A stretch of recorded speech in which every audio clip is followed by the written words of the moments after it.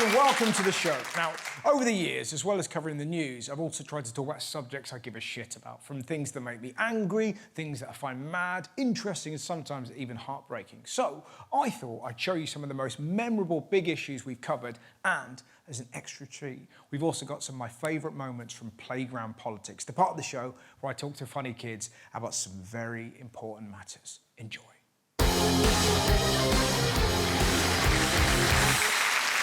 Let's talk about how we treat the Earth. A recent UN report said we've only got 12 years to save the planet. How awkward is the future going to be? Why didn't you do anything? It was the final season of Game of Thrones. Dragons and tits, come on. One of the biggest problems is plastic. Everything is wrapped in it, even nothing. Poundland this week were accused of pointless plastic waste with Valentine's gift of nothing. It's such a waste. If you want to give someone nothing, just do this. Even when we try to make a difference, we cock it up. Consider the story of Chepstow. Town celebrates becoming plastic-free, and how did they celebrate? With huge plastic banner. Brilliant. We're now officially plastic-free. Nice banner. What's it made of? Oh, for fuck's sake. But good on them for trying. I mean, Christ, you know it's serious when even terrorist groups are doing their bit. Islamic extremist group Al-Shabaab bans plastic bags. It's nuts. Kill the infidel, but save the turtle. Here's our new leader, Osama bin Collection.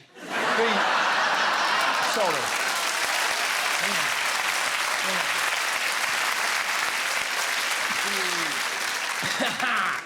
What's been the weirdest meeting ever? What are our plans? Assassinate Trump? Nah. Attack Putin? Bah. It's a picking Thursday. But the terrorists make an excellent point, and you don't get to say that often. Because even after all campaigns, we're still using too much plastic. Do you know?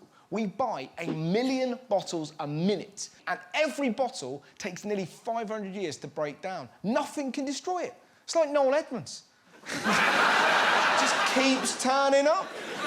And where does a lot of this pointless plastic end up? In the sea, bobbing away like a turd that takes 500 years to flush. It's got so bad, there's been estimations there'll be more plastic than fish in the sea by 2050. Attenborough was angry enough in the last series of Blue Planet. Imagine what it'll be like next time. Just, you fucking bastards. I will hunt you down and feed you so many carrier bags that you will shit balloon animals. And if Attenborough's angry about fish, he's going to be furious when he finds out what the plastic is doing to polar bears. The plastic leaks chemicals into the water. What it does is truly mental. Plastic pollution leads to polar bears with 2 sets of testicles. But does it get unluckier than that? They've lost their home, they're being hunted, and now they've got to get in freezing cold water with 4 bollocks. Just,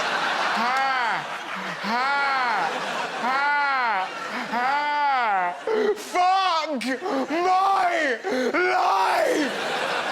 They used to be majestic, now they're like big, hairy executive toys, just clang, clang, clang, clang, clang, clang, clang. No wonder they can't hunt, you'll fucking hear them coming. Just clang, clang, clang, clang, clang, clang, clang, clang. Run, Pingu! Clang, clang, clang. Run as fast as your 6 tits can take you. Clang, clang, clang. And I can hear the naysayers. Yeah, but that's polar bears. It's not affecting me. Well, guess again, mate. I am about to reverse climate change. Scientists think plastics are shrinking penises. Did you hear that? That is the sound of every man in the world getting a bag for life. It's like Mother Nature finally got real. Oh, they won't recycle. We'll have that sorted in a week. Shrink their dicks. Shrink their dicks. Shouldn't really be smoking on Mother Nature.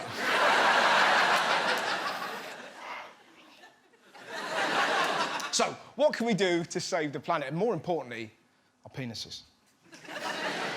Well, there's loads. You know, I don't know, you can use a bar of soap instead of shower gels. Use matches instead of plastic lighters. Use an old-school razor. Get your milk delivered in bottles. If you're going to Starbucks, don't use a plastic cup. Buy your own. If you want to be really eco-friendly, do what I do. Write your name on your head. Get them to pour it straight in. You can also put your name on your back if you're feeling fruity. Murderers, don't use cling film. Wrap your bodies in carpets. Think of the... I mean, crucially, don't kill people, but... And finally, women, use your fingers. That dildo's going to end up choking a haddock. Selfish. You're selfish.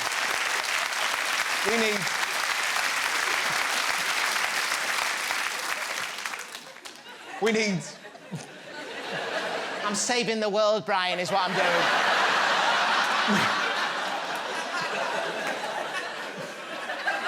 If I don't do something, you'll have 4 balls in a tiny dick.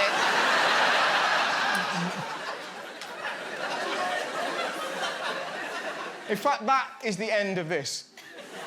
I can think of no finer way of ending it than a woman masturbating going, I'm doing my bit. Are you?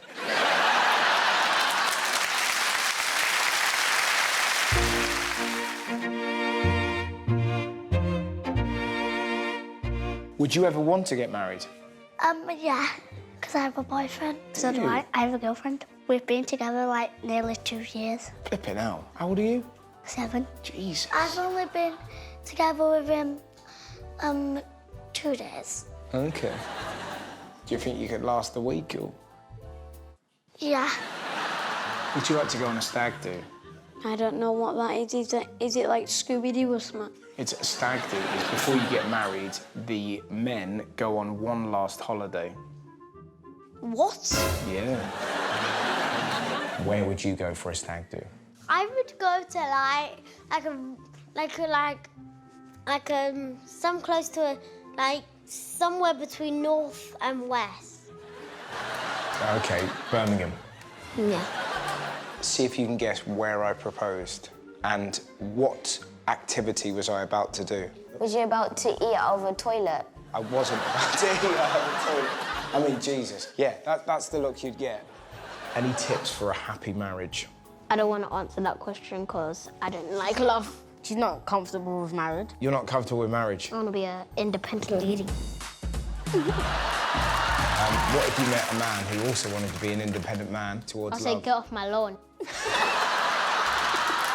Have you got any tips for marriage? No. We're both 9.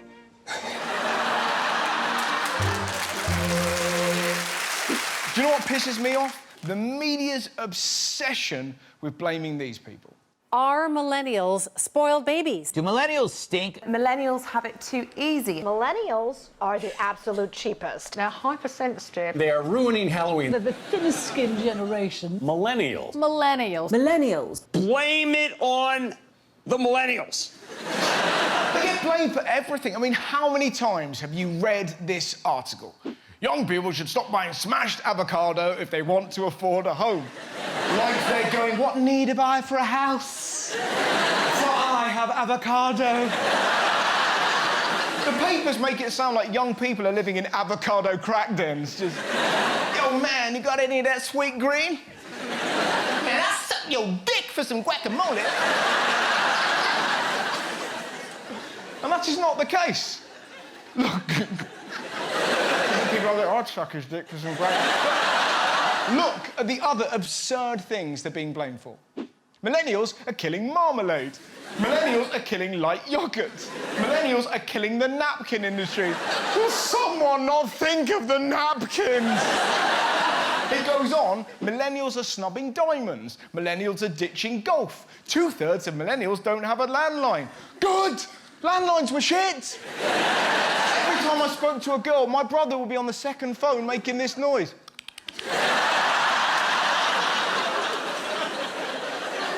It's It's an endless attack on young people. Millennials worry more about bad breath than their bank balance. Millennials are killing department stores. And my personal favourite, millennials are too lazy to eat cereal. No, journalists are too lazy to write proper news. Why not write about the fact that there are more than 40 million people in the world right now living as modern slaves? But oh no, young people won't eat shreddies! Do these beasts not know they're knitted by grannies? But rather than focusing on proper news, the media's more interested in writing clickbaity articles like this. I mean, how is this journalism? Millennials aren't interested in boobs. A, no one cares, and B, that is bullshit. As a millennial with a lazy eye, I'm looking at boobs even when I'm not trying.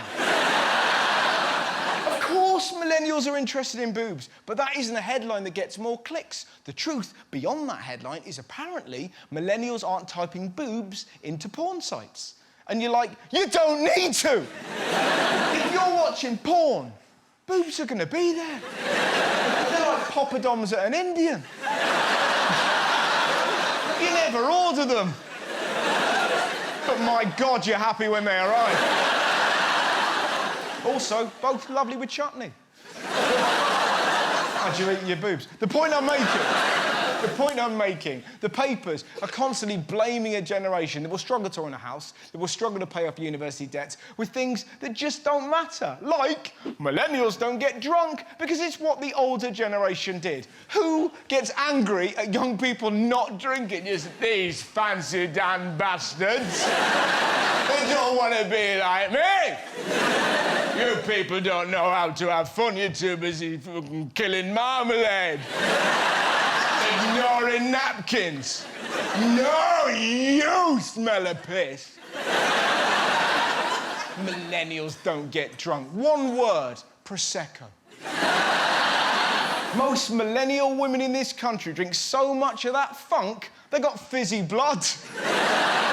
I know why the papers are angry about it. If young people aren't pissed up on a bank holiday weekend, they'll have nothing to put on their front page, like this. We need young people to drink, or we won't be able to profit from their mistakes. Think about it. Every bank holiday weekend, there'll be a young woman like this. And rather than help her, someone's taken a photo, sent it to the papers, they make money, she gets no help. But the media have got other things to worry about, like the fact that millennials masturbate more than other people. That's right. Young people jerk off more than pensioners. Well, I am shocked. I'm flabbergasted. Of course they do. No one's ever gone round their nan's house. You're right, Nan, can you come back later? I'm rubbing one out. Philip Schofield's on. I'm halfway up runway. Go on. The point I'm making, instead of constantly attacking millennials, let's celebrate them. Write about Colin Kaepernick, the American footballer who faced a torrent of abuse because he knelt down in a stand against racism. Bojan Slat, a Dutch engineer who invented a non-profit way of removing millions of tons of plastic from the oceans. Or Emma Watson. She's an actor, a UN Goodwill ambassador, a champion of women's rights. She's so hard-working, she makes Hermione look lazy. What I'm saying is, let's not be taken in by this divisive media bullshit. Whatever age you are, there are so many things we have in common. Everyone in the world has a mum who answers the phone like she's never met you. Hello? Everyone loves it when someone just makes the tube. Everyone loves it when someone just misses the tube. But everyone really loves it when someone gets caught in the tube. Everyone has miscalculated how long they can leave a biscuit in tea. Everyone pulls a face at a baby. Everyone has forgotten they ate beetroot and thought they were dying. Pissing blood! Oh no, I had a salad. Everyone has remembered a moment of shame from their past and gone, yeah! Everyone has tried to fold a piece of paper more than 7 times. Everyone has seen a Chinese person in a Chinese restaurant and gone, must be good in here. Everyone has underestimated the noise of a fart. Yeah! Everyone morons burned their mouth on a pizza and then carried on eating that pizza. And nobody has ever gone, no, no, no, no, please tell me more about your cycling. The point I'm making, there is so much more that connects us than divides. That's my point.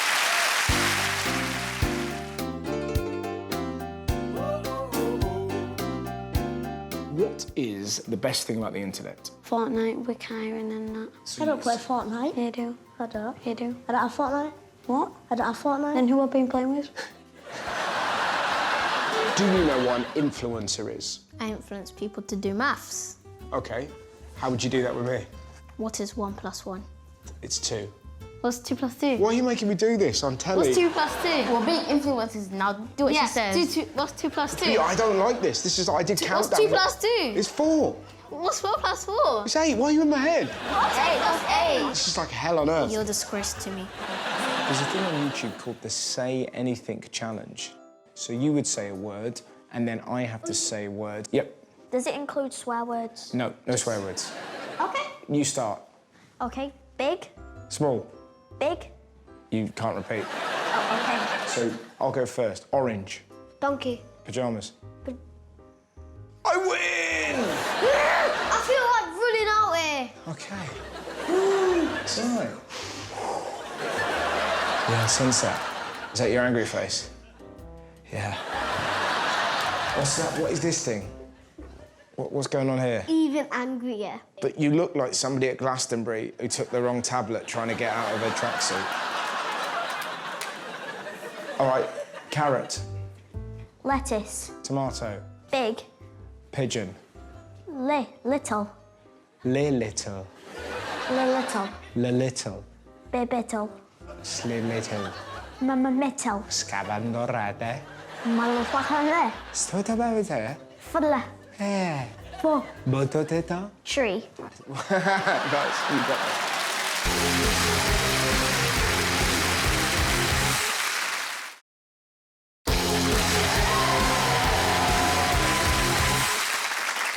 Let's talk about teaching. Now, this summer, I interviewed loads of school kids about politics, and for me, it was an absolute joy.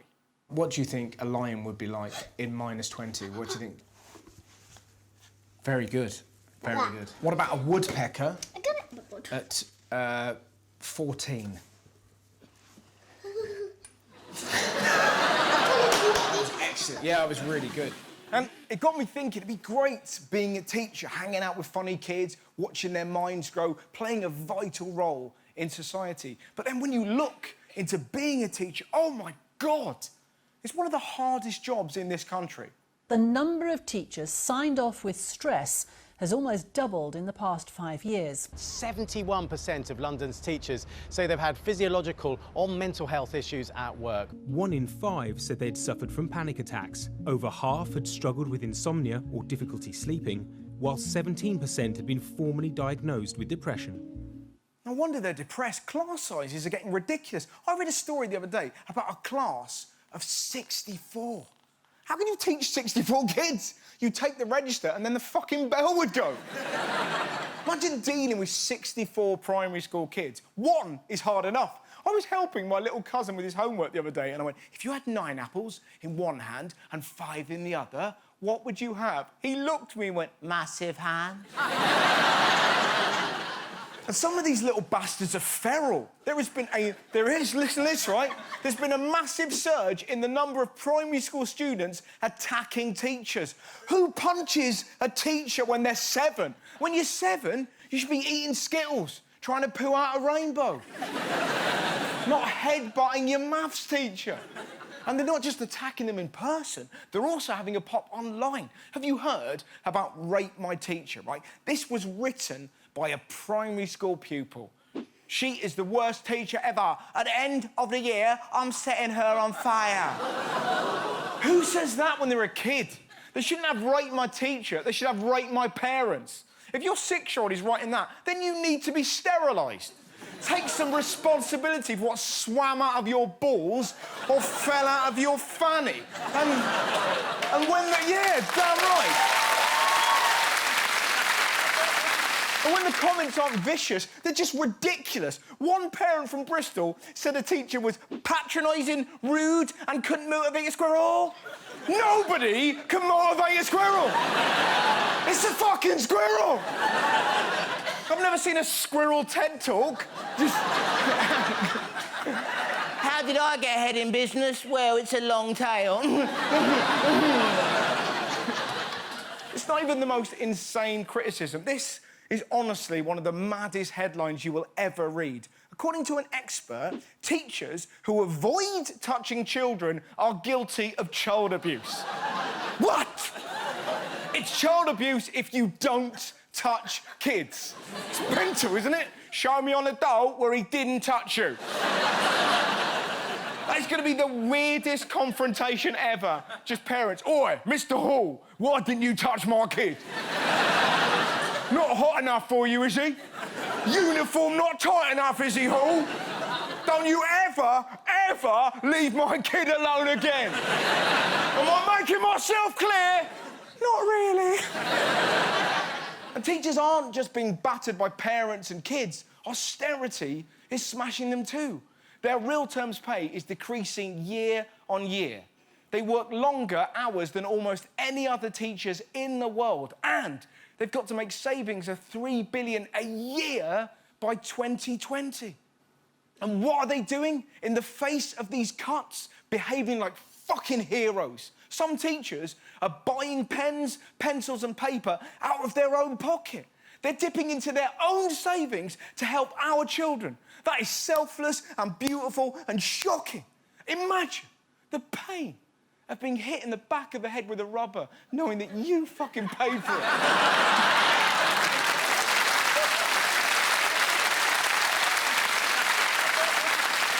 And they aren't just giving them pencils. Teachers are feeding hungry school kids whose parents are too poor to give them breakfast. How amazing is that? Are you chewing? No.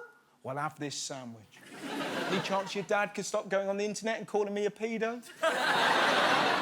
They're looking after our children. So why aren't we looking after them? Because teachers are vital. I had two favourites at school. Number one was Mr. Jones. We used to do that thing where you angle your watch so the sun reflects in his eyes. He went into the store cupboard, bought out a full-length mirror and went, how do you dickheads like it?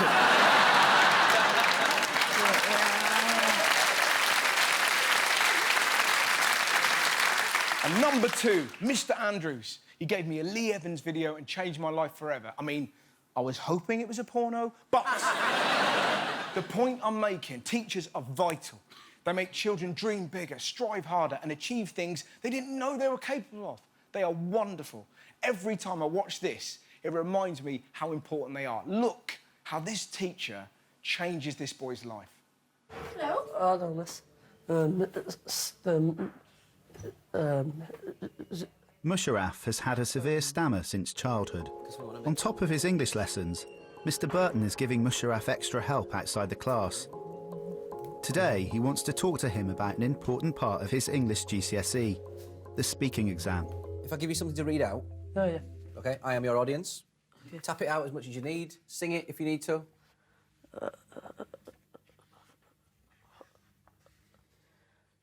Can we... Right, one thing, and it's only because I watched the King's speech quite recently, all right? OK. One thing he does, right, because it's a very similar thing to you, in that you just can't get the words out. But one thing he does do is he makes him listen to some music, right? And then when he's listening to the music, gets him to do it again. OK. Yeah? OK, that's right. Go for it. 1, 2, 3. That I own this is the same moment when the trees turn loose, their soft arms from around you, the birds take back their language, the cliffs... Fisher. The cliffs fissure and collapse, the air moves back from you like a wave and you can't breathe. Bloody hell. That's insane. Yes. Come on. I want to thank you today for letting me speak in front of all of you. I want to especially thank Mr. Burton for helping me overcome my stammer. I really want to thank you all for listening, and I hope the best for all of you. all my fellow students and teachers.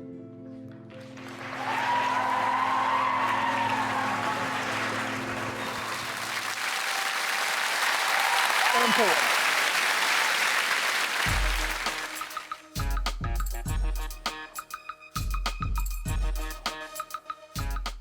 Do you know what feminism is?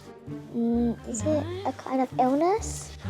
Some people think it is, but those people are naive. Feminism is where women or men think that women should have the same rights as men, and I think that they should, because how are men higher than women, and how are women higher than men? That is just the perfect answer. You were right to stroke her. What do you think is the biggest difference between boys and girls? Well, they I can't say because it's quite, you know. I understand. First of all, their private parts are different, and sometimes the girls normally wear dresses, but I've worn a dress once and it was very comfortable. A man and a woman are both the doctor. Yes. Should they be paid the same amount? Yes. Yeah, definitely. Well, it depends which job they have, because in the hospital there's lots of jobs, and the more difficult it is, the more money you normally get paid. Yeah. Do you think that's right? Yeah. No. I think I'm going to look back on this one day, and it's going to be very funny, because once you've, become Prime Minister, or you've become an amazing businesswoman or an astronaut, but before you did all these brilliant things, remember when you spoke to that idiot? What is your name in the first place? What do you think my name is? Have a guess. Russell Howard. Russell Howard. It is. Russell Howard, yes. Hot. Hot. A bit. Next question.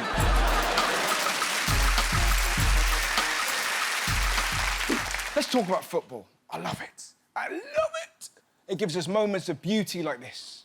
Origi. Coming in. Oh, wow. Wow. Wow, indeed. And even when it goes wrong, it's wonderful.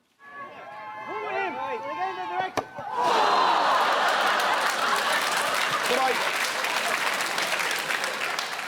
I read something the other day that shocked me. Do you know, the BBC did a survey about homophobia in sport, and it said 8% of fans would stop watching their team if they had a gay player. What?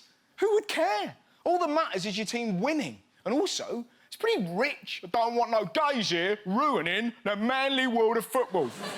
We've scored! Terry! Kiss me! Come here, Lukaku, come here! Nobody would care. If Coutinho scored the winner in the Champions League final, I would suck him dry.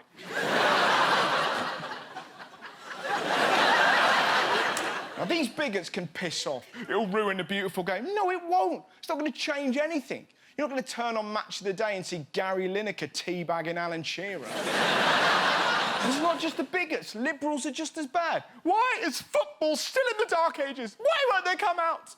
And you're like, maybe it's because footballers want to be defined by their skills, not their sexuality. Also, it's the one job in the world where thousands of people sing abuse at you. Imagine that. That's like me doing this show and people doing this. When that blonde twat's on Sky with his two wonky eyes, we turn over. You see?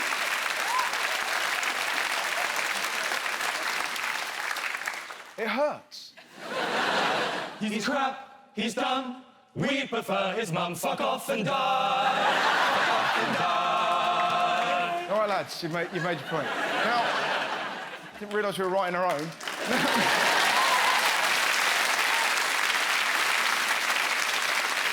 Now, don't get me wrong. If a male footballer came out like women have done, it would be amazing. It would be a message to young men that there are no barriers in football. All that matters is your ability. But it would take a brave man to do it. The only top-flight footballer to come out was Justin Fashanu, and he ended up taking his own life. Graham Lasso was accused of being gay just because he had a degree. And it's not just this country. Next year's World Cup is in Russia, a country so homophobic that some people think shaving your beard makes you gay. Milk cartons could make you gay.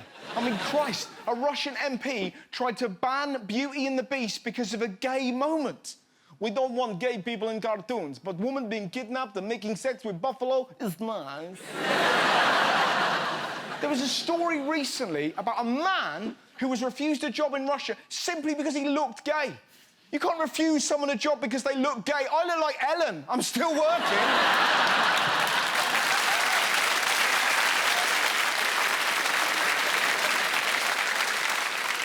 Russia is a scarily homophobic place. Look what happened when two guys did a social experiment where they filmed themselves walking around Moscow holding hands. This is shocking, and it's happening right now.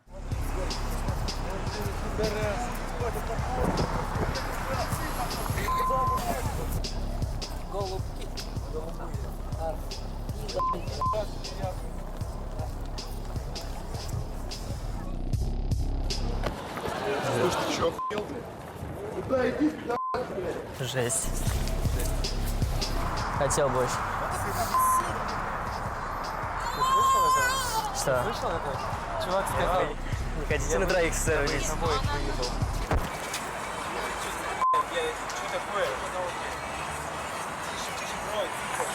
Да хорош, хорош. It was just one afternoon in Moscow, and yet that country is hosting the World Cup. But don't worry, the next World Cup's in Qatar. One of the 10 countries in the world that still has the death penalty for being gay. Cheers, FIFA. What I'm saying is, you can understand why players aren't coming out. But what I would say, if anything can break down this homophobic barrier, is football. Fuck Russia. Fuck Qatar. Fuck the 8%. Football is powerful. It can unite people. It can do amazing things. In World War I, German and British soldiers put down their weapons and had a kick around on Christmas Day. And in January, a boy dying of cancer won Goal of the Month. Gonna do with your thumbs up again, mate?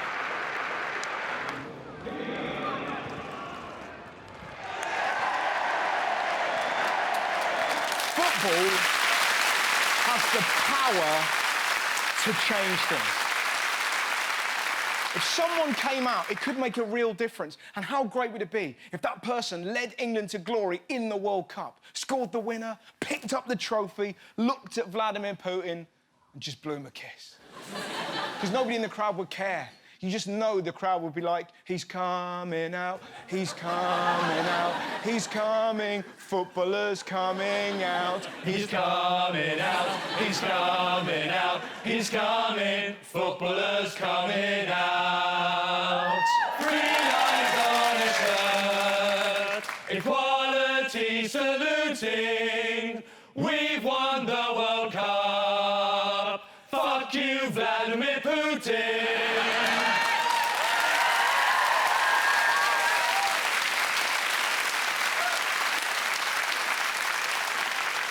He's one of our own.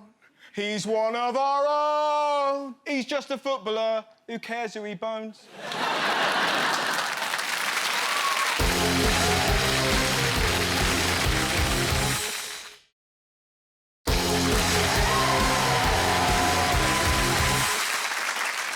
Let's talk about conspiracy theories. Thanks to the internet, they are everywhere. And some of them are insane. There are Ukrainian killer dolphins on the loose. Finland doesn't exist. The US First Lady is using a body double. Michael Jackson is still alive. Major celebrities are in the Illuminati. Aliens walk amongst us. Stevie Wonder is not blind. That's right. He's been faking it for 69 years. He just loves doing this. He's obsessed. There's loads. What blew my mind, 60% of Britons believe them. Do you know 2 million people in this country believe the Earth is flat? And do you know what they call people who disagree with them? Globetards. It gets madder. There are people out there who actually believe that the Queen is a cannibal. Of all the theories, how can that be true? How can you be a cannibal and knight somebody? Imagine that. Just holding a knife. Oh, God. So tasty. Must not eat that flesh. God save this man fatigue. He'd be nice with gravy. Num, num, num. Bollocks. But It's not just the Queen. Some people believe that the moon isn't real. It's just a projection. That's right, every night someone turns the moon on. As in, you know, they turn it on, they're not like, ugh. But I would like to see that every night. My turn. Oh, you like that, didn't you? Oh, you cheesy tart. The point I'm making, it's everywhere. Even the finest minds of our generation have their conspiracies. The world is run by lizard people. Yes! Lizard people fucking run the world. Reptilians. Like, all the richest, famous, like, biggest motherfuckers in this world. That's exactly what I believe. It's nuts, isn't it? I don't have extensive reptilian knowledge, but whenever I've seen a lizard, they just do this. Do you know what I mean? You normally see them on holiday. Oh, it's a lizard. No, not a lizard. I'm a wall, mate. You've got me confused. With a wolf. They don't even run away. They're just like, fucking green. What I'm trying to say, they don't seem capable of forming a global elite. So why do so many people believe in these conspiracy theories? Well, the answer is clearly YouTube. You go online because you're curious about flat earthers, so you watch a reasonable video with a balanced view. Then, on the sidebar, it suggests other videos, and those videos are a bit more hardcore. They gradually get more and more extreme, and before you know it, the earth looks like a pancake, the Queen eats babies, and Stevie Wonder's eyes are better than a hawk. But then I'm just a globe-tard. Now, a lot of you are probably thinking, Russ, this is pretty harmless. That is where anti-vaxxers come in. I used to think vaccines were safe, and now I know that they are not. So-called anti-vaxxers have blanketed social media with misinformation campaigns. Do not have to panic about measles. Do I believe that I'm causing harm by not vaccinating my child? No, I don't. Well, you're a fucking idiot. As simple as that. It's basic. Because anti-vaxxers don't give their kids the MMR jab because they think it causes autism. They believe this based on one study of 12 children that claimed there was a link, a study done by a fraudulent doctor who's since been struck off. Since that bullshit research, there have been studies of over 1 million children that found no link between MMR and autism whatsoever. Basically, if you don't give your kids the jab, they may die. But hey, why believe evidence when it's something as trivial as your child's fucking health? Besides, it's offensive to autistic people. I think this guy puts it best. I'd rather be autistic than an idiot. Damn right. I mean, look. It's a good thing to question the world. Not everything you read is real. I mean, look at me. There was a story about me being a Scientologist. I'm not. Someone said I was in Shaun of the Dead. I wasn't. There was even a rumour that I'd done a porno. Listen, MPs do bullshit. Journalists do lie. That doesn't mean there's a conspiracy. Do you know why? We're just not clever enough. We don't know when the bins go out. Most of us are terrified when we change a light bulb. Is it definitely off? Is it definitely? Definitely off, so I'm doing it now. Yeah.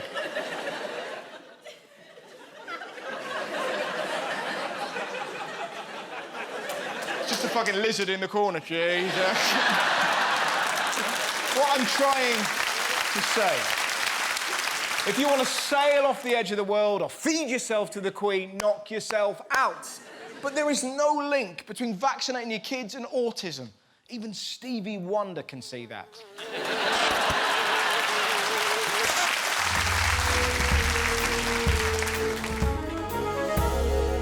Do you think you'd make a good spy? Yeah. I spy with my little eye. I spy on him when he's playing outside. And what have you noticed about him? He's always looking around. For you, probably. Kill gadgets in the head. In your head? Well, what are these gadgets? We've got the Invisibilator. What's the Invisibilator? Well, it's a scan where you scan yourself, then you can turn it invisible, but only digital invisible. So you're really there, but only people are seeing illusions which are digital. Fantastic. Can I go back to reading? Yes, of course. Bye. My name is Philip. Philip. Me. Philip Mojito. That is a great name. Minto. And would you have any gadgets Yes, a taser. What noise do you think Donald Trump would make if you tasered him? Fart.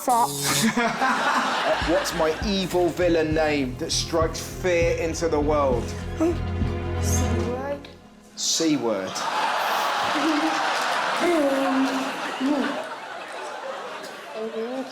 I know what it means. Oh, it means I live in the sea. Yeah.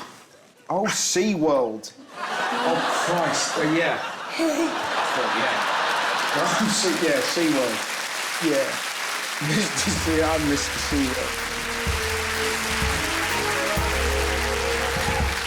Let's talk about the wonderful people who work for the NHS at Christmas, because Christmas, for us, is amazing. The food, the presents, your nan waking herself up by farting. One of my favourite things to do, right, I get myself a really offensive present, and on the label I write, "To Russell, love Mum." The joy you feel Christmas morning. Mom, what have you got me? A beginner's guide to dogging? The point I'm making, we're having the best time of the year. The people who work for the NHS are having the hardest.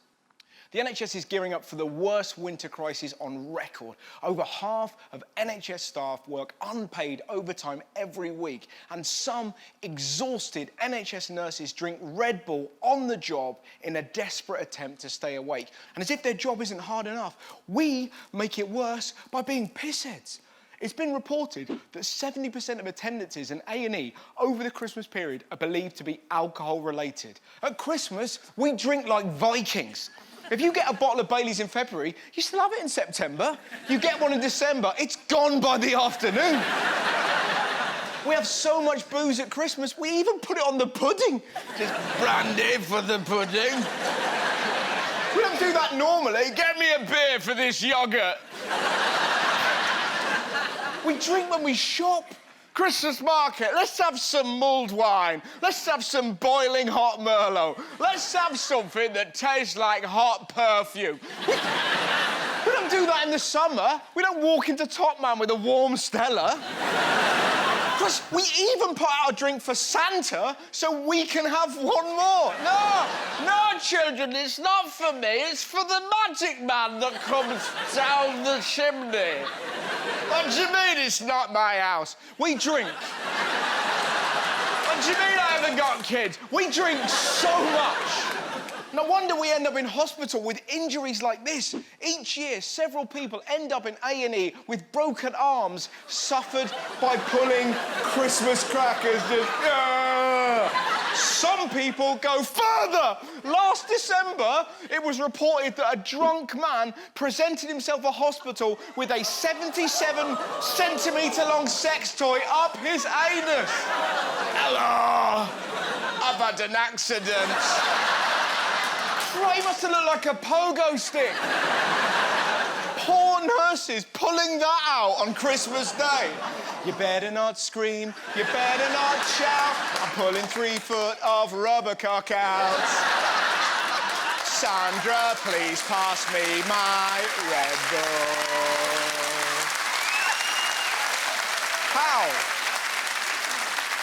How selfless is that, just ringing home? Sorry, love, I'm going to miss the kids opening their presents. Yeah, I'm pulling a draft excluder out of a pervert's ass.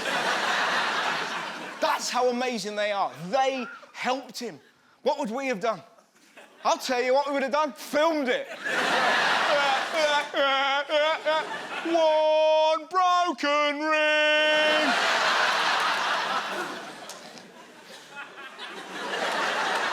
How do they do it? Not only do NHS workers put up with our nonsense, they don't even get paid what they deserve.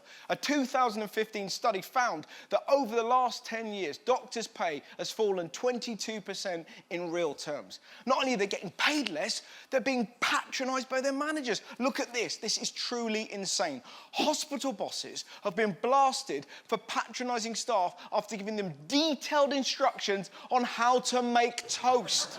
If you can perform open-heart surgery, you're probably not going to burn a crumpet. Doctors trained for 7 years, and this was genuinely put up in an NHS kitchen. Place required bread into slots. Wait beside toaster until completion. Remove toast from toaster. They're We're doctors, they're not Joey Essex. It's so depressing. And it's not just people working in hospitals who are getting shit. Violent attacks on ambulance staff are up 34% in the last 4 years. Who punches a paramedic? Stop making me better! If that was me, I'd be straight on the defibrillator. Fucking clear. And when they're out cold, I'd inject them with Viagra and chain them up outside of school. It's fucking, right? It's not just violence. They're saving our lives and they have to deal with prank calls. They get over 25 hoax calls a day. According to just one ambulance service, people have rung up 999 because they wanted their pot noodles heated up, their TV channel changed, their pillows plumped. I mean, Christ, one caller wanted the West Midlands Ambulance Service to resuscitate a dead pigeon. They're paramedics, not Dr. Dolittle. Who cares about a pigeon? No one's ever walked through Trafalgar Square and gone, there's one missing!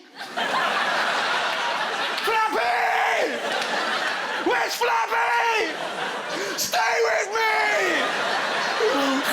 Stay with me, Flappy!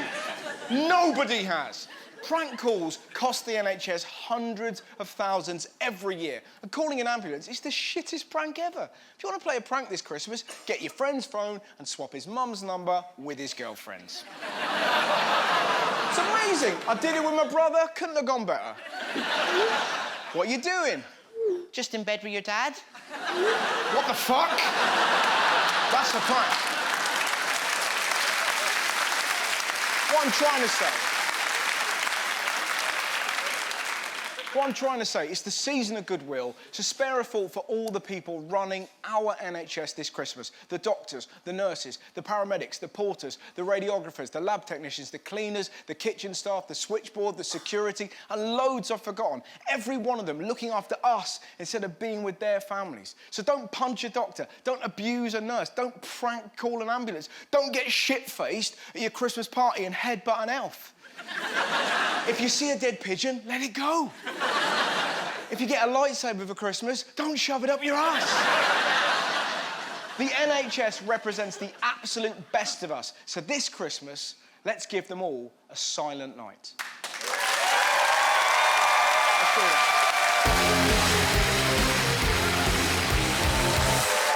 Well, there you go.